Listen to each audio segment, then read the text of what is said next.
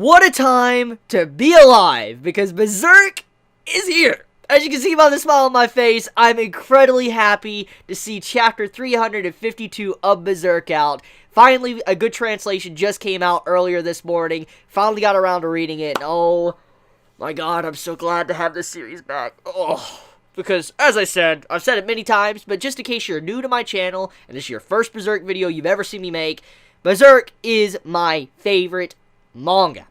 Plain and simple. It's easily my favorite manga. I have a shrine. I legit have a shrine of Berserk right there. I have all of the volumes just sitting up there with Guts and Griffith facing each other with their swords like figurines and all that. I love Berserk. It's my favorite. It is legit my favorite series, favorite manga of all time, and I'm so glad to have it back. And better news than ever is that we're having a chapter next month as well. So we can look forward to this not being the last chapter for a year or 6 months or whatever. There will be more.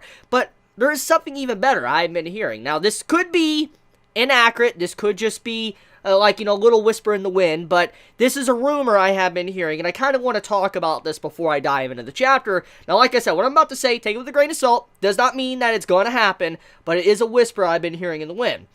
Apparently, it could likely be a possibility Berserk could be coming back permanently for, publication every single month. For instance, Kentaro might actually start releasing consecutive chapters every month without going on, brief hiatuses, which would be very nice to see. Maybe that would mean that he's finally getting into gear and about to kick into, high gear where he could finally conclude the series. Because when you really think about the story of Berserk, we're probably pretty far into this series. There's probably not a whole lot of content left. I mean, I highly doubt there's another, 400 chapters. I believe we probably have maybe another 100 to 150 or 200 at max chapters left of the series. And if he really wants to get into it, he really dives into the world building and all that, it could potentially end in under 100 chapters. So, I don't believe there is a lot of things left for Berserk. I mean, the world is massive. The astral layers are massive. There could be a lot of, depth there if, Kentaro wants to go into that. Now, I mean, he's a really great world builder and all that, so he could potentially do that. But I have been hearing that there is a rumor going on that Berserk could be coming back. And if it is,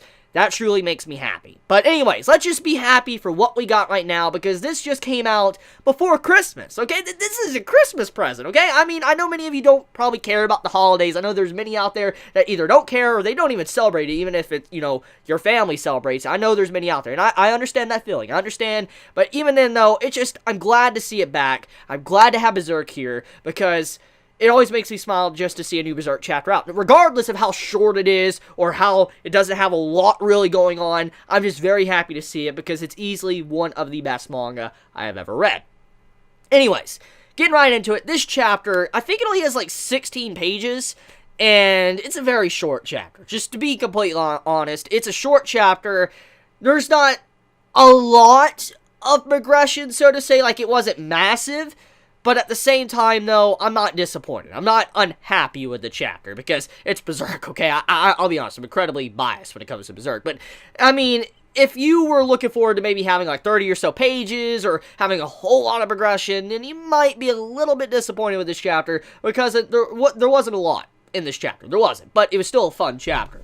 So, if this video is a little bit smaller than normal, it does make sense. I could definitely see this video hitting maybe around 8 minutes, between 10 minutes. It'll definitely probably be around that large. But, yeah. Anyways, speaking of the artwork, okay, I think by now I don't really need to talk about it, but it still needs to be mentioned, because it's just so amazing to see Kentaro's art style and how it's changed over the years. I remember when I started Berserk, and I remember reading Volume 1, and the art looked so good. But then as I carried on, I continued to read Berserk, the art just continued to improve and improve and improve, and it continued to improve until the latest volumes. It still continuously improves, and it just is whoa, Kentaro, do you have, no end to how much you develop with your art? And the art in this chapter was oh, it was good. It was good. It was, I was like, this right here, I want to see someone color. I want to see someone color, okay? Color this chapter. I really want to see it, okay? If anyone's really, really good at coloring, I mean, I'm pretty good, but I'm not the best. If anyone's really good, I would love to see someone color some pages or panels from this, especially the Berserker Hound, Guts, at the end of the chapter. I would love that. Please, someone do that. Please, someone color that. That's something I really want to see. But, anyways, art style overall, beautiful. I think by now we can all agree that Kentaro is one of the best artists when it comes to, you know, manga in general, but that also is subjective and a little bit biased coming from me, but still, it's just very beautiful artwork, and so no disappointment at all when it comes to that. Now, speaking of the actual story, however, we get to see little brief glimpses of, once again, of the fragments of Kafka's memory. As we know, we're getting closer and closer to the main origin of what caused Kafka's mind to break. And obviously, as we continue to get closer and closer, we're going to start seeing more demons, we're going to start seeing more of Griffith, we're going to start seeing some darker aspects of Kafka's mind. And as we know with the last chapter that came out, we had a lot of, a lot of D's all the way around. Okay, we saw that Kafka's mind was full with the D. And it's, jokes aside, it makes a lot of sense because of what happened to Kafka and what that represented to her and, what happened to her child and also in front of Guts. So it makes sense why her mind would have that kind of, little realm in her mind and showcasing that because it really messed her up. But we also see in this chapter, we see a couple of demons pop up. And these demons, just an FYI, if you ever went back to reread Volume 13, The Eclipse, which I'm going to be honest, I don't really go back and read that volume much because it's a... I like dark stuff, okay? I think everybody by now knows I love dark themed series and stuff. But even for me, that entire volume is just like, bro, it's too much for me at some points. Like, I try to not read it as much as possible. Not because I hate it, not because it's bad, it's just, like, it really affects me on an emotional level, because I'm like, yo, these characters, and how much they went through and developed, Guts in general, and Kafka, I'm like, that scene it just really hits me right here. And so, as you see with the demon popping up, in the chapter, when you see an actual form of it, that demon was the demon underneath Kafka, which looked like it was actually, having actual intercourse with Kafka in Volume 13. And so, it makes sense why she would actually have a demon that type of shape, and because that's probably the origin of where it all started, and that's probably the one she actually remembers the most, because she was looking down right at it. So it's pretty messed up when you think about it like that. But we also get to see kind of Griffith in this chapter as well. We see like this, Griffith apparition in the sky, flying and all that, and you see how they're trying to stop it. It actually grabs the casket, which Kafka is in, and also Guts, which is chained up. Now, I don't know if I've ever mentioned this or not, but I really like the fact that Guts is chained up to the casket, which is technically Kafka, because it represents the relationship between Guts and Kafka. Ever since the beginning after the eclipse, we know what happened to Kafka. She's effectively like, she's brain dead. She can't do much. She's a child because she's just been mind destroyed. Her mind is completely messed up, mind broken.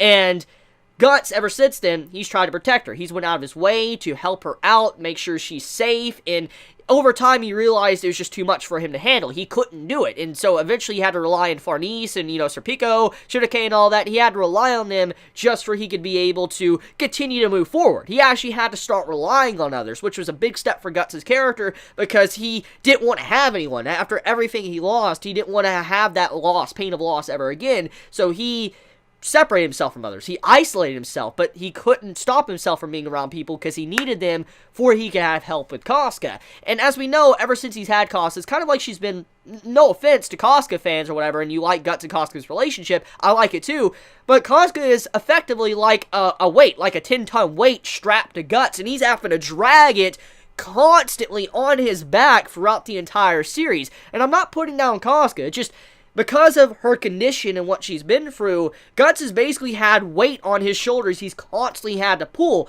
and the casket being chained to him, it effectively means that. It means that Guts has this chain to Kafka, and he cannot separate from her. No matter what she goes through, he will always be attached and tied to her. And I like when, the apparition of Griffith came in and he grabbed the casket, you see Guts just dangling from the chain and all that while it's attached to the casket. I'm like, that's a really cool message there, Kentaro. He did a really good job because it represents what Guts does. I mean, regardless of how bad it looks or how strong the opponent is, Guts will go in because he is tied to Kafka. He will give up his own life for Kafka. We know how he is. So I like that. It's just a really cool message there. I may have already talked about this, and you may already have understood this, and you may not care for me even stating this again, but I just like that. It just, little things like that I just truly appreciate from this series, and that is why I love Berserk. Anyways, we also have all the other, like, fetishes come in and all that. We have all the different spirits and stuff that, you know, Shirake summons, and that made me very pleased to see that, once again, all this updated, you know, art style for these individual, you know, spirits and stuff that, you know, Shirake was able to summon. And then we also had Sir Pico make an appearance in this chapter, and I'm like, yo, that makes me happy. I mean, Sir Pico isn't my favorite, but he's a very good character. I don't think there's really a character I necessarily hate in this series. Like, you know, I don't like. I mean, there's, like, personalities I hate, but I don't actually hate a character. And Sir Pico, I like his character. I do. And seeing him back again, I'm like, I'm glad, because it's actually been a while since we have seen him. I mean, it's been 6 months, 8 months since we've seen him or whatever. It's been a while. It's been a legit long time. So I'm glad to see him back and all that. I'm glad he had a little bit of spotlight, even though it was his cape doing the work. I'm glad to see that, and he managed to save Guts and Casca, which, once again, that was a little bit symbolic to show that Guts can't do everything by himself. He needs others to help him out. If it wasn't for, you know, Farnese, Shirake, or Serpico helping him out on his journey, he wouldn't have made it this far. That's also what that scene represented when Serpico popped up and saved Guts. So it just shows that without these others, he would not be able to get out of the hellhole that he once was in. So anyways, besides that, we also had the Berserker armor pop up. Now, this scene in particular, I did not know how much I needed to see Hound Guts with Berserker armor on. It legit is just like, bro, that is quality. Straight quality. And I don't know if anyone else was getting this image in their head when they were reading that part of the chapter, but I really want to see Berserker Hound Guts, okay? With his Dragon Slayer weapon in his mouth. Now, all I can think of when I think of that is SIF, like the wolf from Dark Souls. Anyone that's played Dark Souls knows what I'm talking about. You know, SIF from Dark Souls, the boss that, you know, one of the greatest bosses, and I was really sad I had to take that boss down. That moment when Kitaro could potentially be referencing Dark Souls, if that does happen. Like, I would love to see that. I would love to see Guts, Hound Guts, with the Berserker armor, having the Dragon Slayer in his mouth, and he's just, like, slicing all that, doing spins, like Sif from Dark Souls. I'm like, that would be epic. That would legit be epic. Like, yo, I want that. I want that so bad. I want that. Please, Kintaro. Like, give me that. Give me that, please. Give me that quality. I would love that. So, yeah, just, was I the only one to get that, you know, mental image when I saw that happen in this chapter? Please tell me I was not the only one. But that's about it. I mean, the chapter overall, like I said, it was a very short chapter, and even though it lacked a lot of content in terms of progression-wise, it still doesn't mean it was a bad chapter. It was a very good chapter. Glad to have it back, because any Berserk chapter is good to me. And yeah, well, looks like we can look forward to a new chapter next month, and potentially we could be having it back for a long-term while. So I'm glad to have that.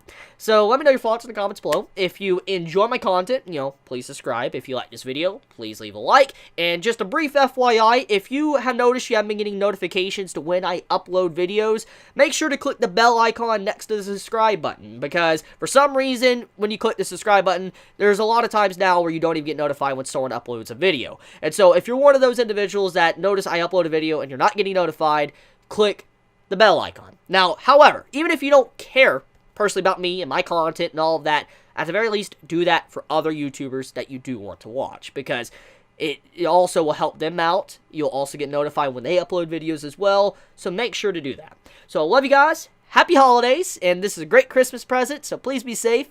Chibi out.